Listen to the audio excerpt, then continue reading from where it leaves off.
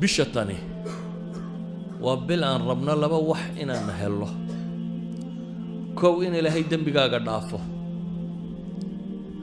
hadda maaha inaynu iyada dembi kororsanno dadka qaar baa bishatan musalsalaad iyo balaa bishii uu dembiga hore iska rogi lahaa mid cusub bilaaba